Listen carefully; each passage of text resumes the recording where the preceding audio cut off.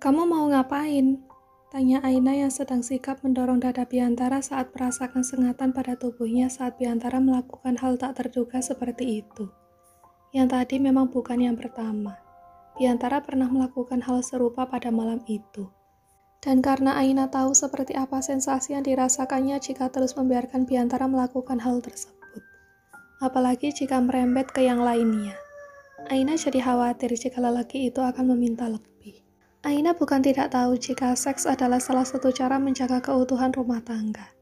Hanya saja entah kenapa dia belum bisa melakukannya sebelum tahu bagaimana perasaan Biantara kepadanya.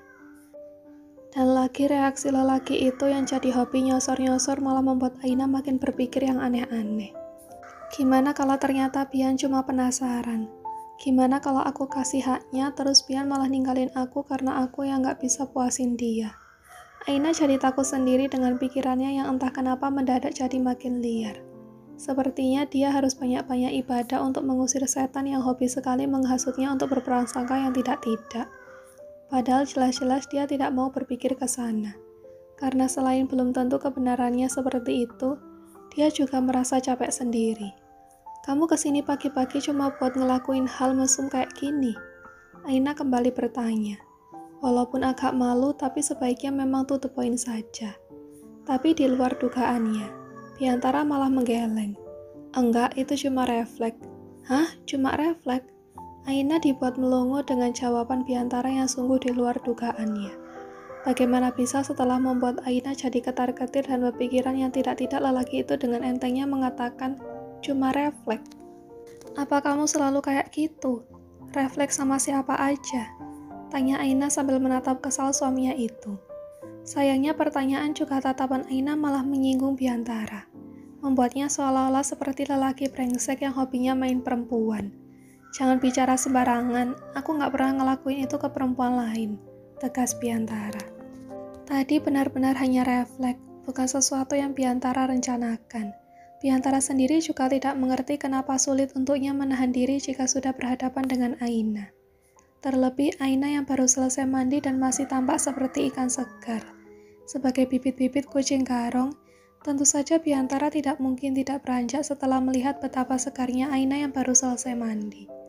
Aroma sabun juga sampo yang menguar dari tubuhnya, belum lagi rambutnya yang basah. Biantara yang sama ingin mengerjai istrinya itu sedikit terhipnotis begitu berdiri dengan cara yang cukup dekat, dan hampir saja kelepasan andai Aina tidak mendorongnya. Serius, aku cuma refleks sama kamu. Ulang Biantara saat Aina tak menanggapi ucapannya. Dan tidak mengubah ekspresinya sama sekali. Kenapa kamu sengotot itu? Aku cuma nanya, bukan nuduh kamu. Sahut Aina. Biantara memundurkan dirinya walaupun jaraknya dan Aina sudah 3 langkah jauhnya dari Aina. Itu pun karena Aina yang mendadak mendorong tubuhnya. Tatapan kamu udah terlalu jelas. Aku yakin tanpa aku jelasin kamu bakal terus nuduh aku yang enggak-enggak. Nilai aku sebagai laki-laki brengsek yang hobinya nyosor dan grepe sana-sini. Aina memalingkan wajahnya. Ucapan Biantara terlalu frontal sampai membuatnya malu. Padahal jika mau menjelaskan bisa pakai bahasa yang lebih halus. Jangan terlalu jelas begitu. Itu karena kamu yang suka berpikir macam-macam tentang aku. Ucap Biantara yang seolah bisa membaca pikiran Aina sampai membuat perempuan itu ternganga. Aku kesini karena mau ngajak kamu pulang. Biantara langsung memotong ucapan Aina dan menjelaskan maksud kedatangannya. Jangan sampai niatnya datang untuk mengibarkan bendera putih malah berubah jadi bendera perang. Pulang? Aina mengernyitkan keningnya. Harus banget pagi-pagi gini. Kan bisa nanti setelah pulang kuliah atau sore atau malam. Bukan pagi-pagi gini. Iya harus banget, jawab Biantara. Aku masih butuh waktu buat mikir. Sehari aja cukup, gak bisa lebih. Aina langsung membelalakkan mata ketika Biantara sudah memberikannya ultimatum. Apa susahnya sih ngasih waktu aku sedikit lagi? Kamu gak ngerti ya kalau kita emang harus pisah dulu biar masalah kita gak nambah banyak. Lihat aja sekarang, belum apa-apa udah ribut. Apalagi emang mulut kamu itu gak bisa disaring. Sering bikin sakit hati. Lanjut Aina dalam hati. Enggak, pokoknya gak bisa. Tolak Biantara. Please deh Bian, jangan keras kepala gini. Kasih aku waktu 1 malam lagi buat nginap di sini. Pinta Aina. Kali ini dengan suara rendah.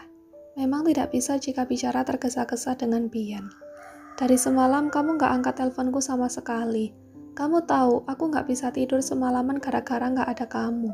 Makanya aku langsung kesini tadi. Jadi gak mungkin kalau izinin kamu nambah 1 malam lagi buat nginap. Bisa-bisa aku insomnia. Dek, jantung Aina lagi-lagi dibuat kacau oleh ucapan yang keluar dari mulut Biantara. Jadi mau kamu apa? Tanya Aina akhirnya. Aku mau memperbaiki pernikahan kita.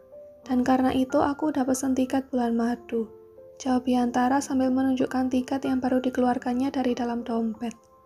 Bulan madu? Tanya Aina gelagapan. Iya, kita bakal pergi bulan madu. Jadi kamu gak bisa nginep di sini 1 malam lagi. Tegas Biantara. Flashback on. Semalam karena Aina tak juga menjawab teleponnya, Biantara benar-benar dibuat tidak bisa tenang. Dia sudah berusaha untuk tidur biar tidak kepikiran Aina yang sedang ngambek sampai-sampai kabur ke rumah orang tuanya. Tapi walaupun sudah berguling ke sana kemari sebagai penguasa ranjang, tetap saja Biantara tidak bisa tidur juga.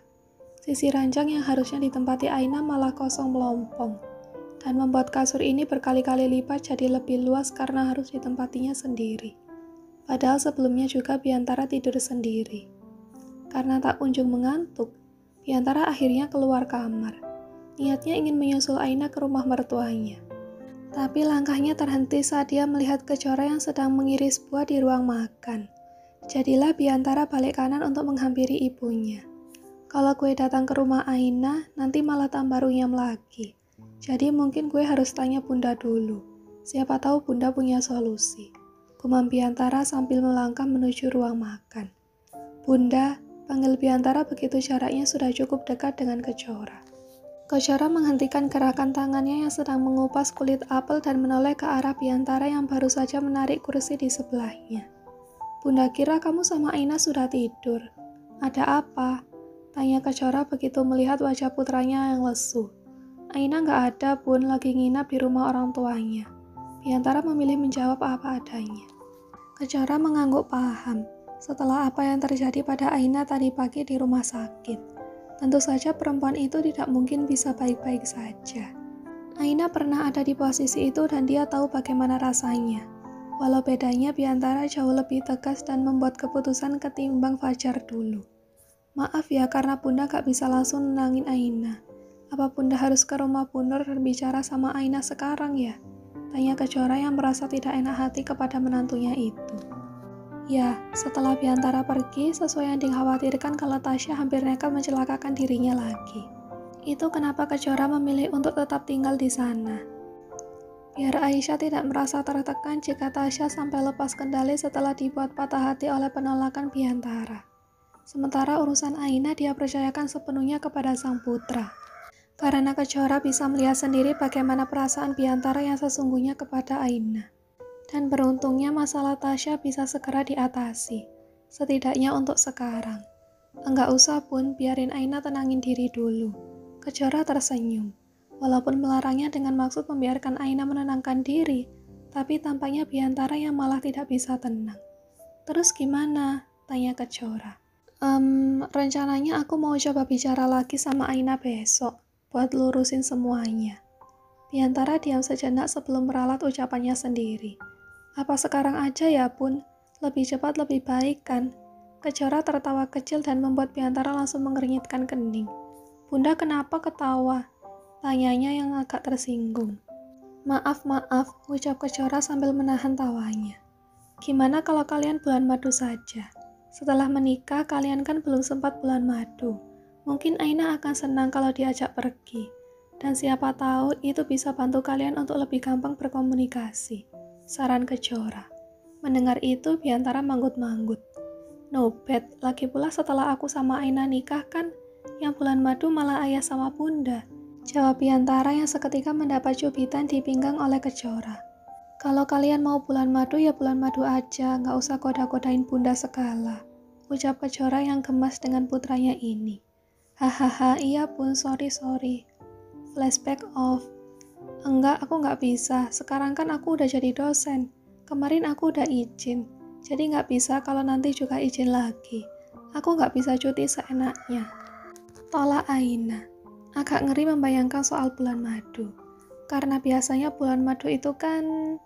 Aina bergidik sampai tidak berani melanjutkan ucapannya yang hanya di dalam hati itu. Pokoknya nggak boleh ada penolakan. Kita akan tetap pergi. Lagian kamu jadi dosen juga bukan karena kemauan aku. Gak izin pula sama aku. Jawab Biantara tak kalah tegas. Apa kamu lupa kalau seorang istri itu harus mementingkan suami melebihi segalanya? Skakmat. Aina langsung diam mematung dan tak bisa membantah ucapan Biantara yang terasa menyentil kesadarannya soal siapa dia sekarang. Ya, dia itu istri Biantara. Jadi memang harusnya lebih mementingkan lelaki itu. Karena sudah tugas istri untuk mengabdi kepada suami. Bukan malah mementingkan pekerjaan yang izin kepada suaminya saja belum. Oke, aku akan pergi. Tapi sebelum itu aku harus tetap minta izin dulu ke kampus. Putus Aina akhirnya yang membuat Biantara menyunggingkan senyum. Deal.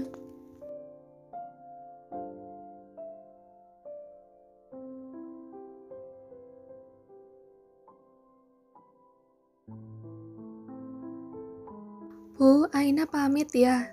Aina langsung pamitan kepada Bu Nur usai sarapan bersama. Aku juga pamit ya, Bu, tambah Biantara yang ikut menyalami ibu mertuanya itu. Ya udah, hati-hati di jalan ya, jawab Bu Nur sambil tersenyum lebar. Merasa senang karena mungkin saran yang diberikan kepada Aina cukup membantu. Buktinya sekarang Aina kelihatan mesra dengan suaminya sampai jalan keluar rumah pun digandeng Biantara. Bu Nur tidak tahu saja saat berjalan membelakanginya, Aina sedang memberikan tatapan tajam kepada sang suami. Jangan bikin ibu kamu curiga, bisik Biantara cepat begitu sadar kalau Aina pasti mau protes. Mendengar ucapan Biantara, Aina hanya tutup mulut. Saat makan bersama tadi memang Bu Nur kelihatan sekali curi-curi pandang, dan diam-diam memastikan seperti apa hubungan Aina dan Biantara. Mungkin ibunya itu masih kurang yakin ketika Aina bilang tidak ada masalah antara dirinya dan Biantara. Tapi memang Biantara terlalu menyebalkan. Lelaki itu belakangan agak sulit diprediksi tingkahnya, seolah sengaja ingin menguji kesabaran Aina. Di depan ibu mertuanya itu Biantara pakai acara membersihkan sudut bibir Aina yang katanya kotor dengan jempolnya secara tiba-tiba. Padahal Aina yakin kalau cara makannya itu sudah benar sehingga tidak akan membuat wajahnya cemong. Saat Aina tanya apa yang Biantara lakukan, malah Bu Nur yang menjawab kalau Biantara itu suami yang perhatian. Duh, betul-betul sedang cari muka si Bian ini di depan ibunya. Dan sekarang pakai gandeng-gandeng segala. Udah lepasin, aku bisa jalan sendiri tahu. Protes Aina begitu mereka sudah berada di luar. Dan yakin kalau Bu Nur sudah tidak memperhatikan mereka lagi. Bukannya Aina tidak sudi dipegang suaminya seperti ini. Tapi sikap Biantara yang mendadak romantis membuat Aina curiga sekaligus deg-degan. Berada dalam jarak yang dekat dengan Biantara jujur saja membuat kinerja jantungnya jadi berantakan. Dan dia tidak ingin jika Biantara sampai tahu lalu malah mengejeknya. Kamu gak dengar ya aku bilang apa tadi? Tanya Biantara. Aina mengernyit bingung. Bilang apa emang? Aku bilang aku kangen kamu, bahkan sampai susah tidur. Jadi aku gandeng-gandeng gini bukan karena kamu gak bisa jalan sendiri, tapi biar kita bisa dekat. Inikah salah satu langkah juga buat memperbaiki hubungan kita. Jelas Biantara panjang lebar dengan ekspresi serius. Mirip ekspresi yang dibuat Aina ketika sedang mengisi kelas. Ini dia lagi ngomong serius apalagi ngeledek aku sih. Kok malah bisa-bisanya jelasin masalah rumah tangga dengan niru-niru kayak aku pas lagi ngajar. Batin Aina bertanya-tanya. Tapi ya nggak perlu kayak gitu juga.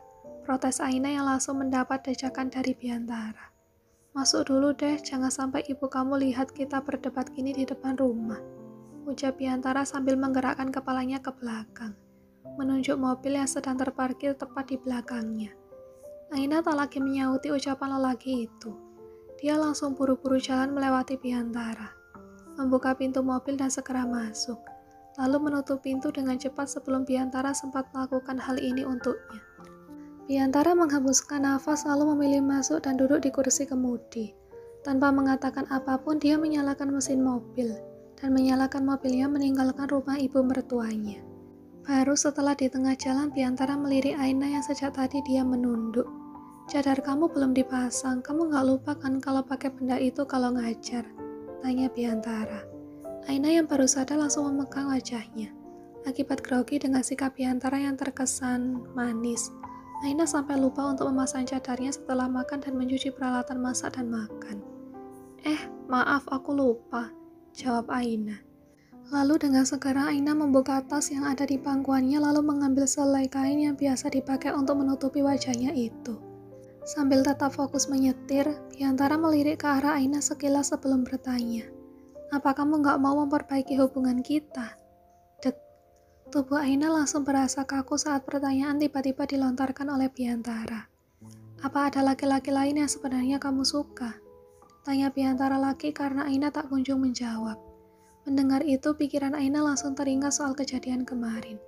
Apa Bian lihat Fajar datang ke rumah? Tapi nggak mungkin. Aku sama sekali nggak lihat mobil dia pas Fajar datang. Atau jangan-jangan yang dimaksud laki-laki lain itu Pak Irsyad. Walaupun mencoba menyangkal kalau Biantara melihat Fajar yang datang ke rumahnya kemarin. Tapi entah kenapa Aina merasa tidak tenang. Khawatir jika memang itu yang terjadi. Tapi kenapa aku jadi cemas gini? Memangnya kenapa kalau Bian tahu? Dan kalaupun tahu, kenapa dia kelihatan gak suka gitu? Apa karena Bian punya perasaan ke aku? Aina sibuk berperang dengan pikirannya sendiri. Sampai tidak sadar kalau sejak tadi Biantara memanggil-manggil namanya. "Aina," panggil Biantara sambil menghentikan mobil. Aina hampir saja tersungkur karena Biantara yang ngerem mendadak. Untung saja dia memakai sabuk pengaman. "Kamu apa-apaan sih?" tegur Aina. "Kamu yang apa-apaan? Dari tadi dipanggil malah diam aja. Aku kira kamu kesurupan tadi. Baru aja aku mau coba ruqyah biar cincin yang menempel di tubuh kamu itu minggat semua." Saut Biantara tak kalah sengit. "Kayak kamu mau ruqyah aku segala. Padahal jin di badan kamu itu ada banyak." Celetuk Aina sambil memalingkan wajahnya ke arah jendela. Malu karena ketangkap Biantara kalau dia sedang melamun. Tapi tak ada sautan dari Biantara. Tanda-tanda kalau laki itu akan menyalakan mobil pun juga tak ada. Sampai Aina penasaran lalu menoleh dan... Cup! Aina langsung membelalakkan mata ketika Biantara dengan tanpa peringatan mencium bibirnya yang terhalang cadar. Katanya kalau istri bawel itu tandanya kurang ciuman, ucap Biantara sambil tersenyum. Aina sudah hendak protes, tapi melihat tubuh Biantara yang masih condong ke arahnya, dengan sabuk pengaman yang entah kapan sudah terlepas dari tubuh lelaki itu membuat Aina mengurungkan niatnya. Dia yakin kalau Biantara pasti sengaja memprovokasinya. Tapi sayangnya itu tak akan mempan. "Aku mau memperbaiki hubungan kita kok. Ayo kita perbaiki semuanya," ucap Aina akhirnya. Dengan mata menatap lurus ke depan karena tak sanggup jika harus mengatakan itu sambil menatap Biantara. "Kalau gitu kita langsung pulang ke rumah aja ya. Gak usah ke kampus," tanya Biantara yang langsung membuat Aina menoleh dan menatap tajam kepadanya. "Hahaha, bercanda. Lagian kita juga bakal bulan madu. Jadi perlu kelarin urusan di kampus dulu biar kamu bisa dapat izin cuti," ucap Biantara yang masih tertawa. Sementara Aina langsung memalingkan wajah menghadap ke jendela. Malu saat diingatkan kalau mereka akan pergi bulan madu sebentar lagi. Sesampainya di kampus, Aina dan Biantara yang baru turun dari mobil udah mendapat tatapan heran dari orang-orang. Ya mungkin ini karena insiden kemarin. Walaupun tidak semua mahasiswa atau dosen yang melihatnya, tapi pasti kejadian tersebut sudah menyebar dari mulut ke mulut. Sudah persis gosip estafet. Aina terus berjalan, mengabaikan tatapan orang-orang. Selain kasus kemarin dengan Biantara di tempat parkir, dia yakin orang-orang memperhatikannya karena saat ini dia mengenakan cadar. Hal yang harusnya mulai akrab dilihat sejak kemarin andai Aina tidak memilih untuk pulang dan tetap mengajar. "Mending kamu langsung ke kelas kamu deh, gak perlu ngekorin aku terus," ucap Aina pelan kepada Biantara yang masih berjalan di sampingnya. Ya, ini juga salah satu alasan kenapa dia masih jadi pusat perhatian, karena dia sedang berjalan bersampingan dengan Biantara. Lelaki itu entah kenapa malah terus saja mengikutinya. Padahal arah kantor dosen dan kelas Biantara tidak searah. "Kamu pasti gak nyaman dilihatin sama orang-orang kan? Jadi biar aku anterin aja sampai kantor," sahut Biantara sambil menggedikkan bahu. Tampaknya lelaki itu sama sekali tidak peduli dengan tatapan orang-orang saat ini kepada mereka. "Sama sekali enggak, aku udah biasa jadi pusat perhatian." Biantara mengepal tangannya. Pusat perhatian yang dimaksud Aina sebenarnya adalah karena dia dosen. Jadi dia sudah biasa diperhatikan oleh banyak mahasiswa. Entah itu di kelas atau di luar kelas. Tapi Biantara malah menangkapnya berbeda. Maksudnya biasa diperhatikan sama cowok-cowok mata keranjang yang pada terpesona sama kecantikannya dia. Batin Biantara sambil melirik kesal pada Aina. Oke, aku bakal langsung ke kelas, ujar Biantara kemudian. Aina menatap lelaki itu sekilas dan menggedikkan bahu. Dia merasa kalau Biantara kelihatan sedang kesal. Tapi dia sendiri juga tidak tahu kenapa lelaki itu harus kesal. Apa dia kesal karena nyesel udah coba anterin aku sampai kantor? Padahal aku kan gak suruh. Lalu Aina melanjutkan langkahnya lagi menuju kantor dosen. Tanpa Aina sadari, sejak meninggalkan parkiran seseorang terus menatapnya tidak suka. Dan ketika Biantara sudah berpisah dengan Aina, orang itu langsung mencegat Aina. Ada apa ini? Tanya Aina bingung. Ada yang mau saya omongin sama Bu Salsa.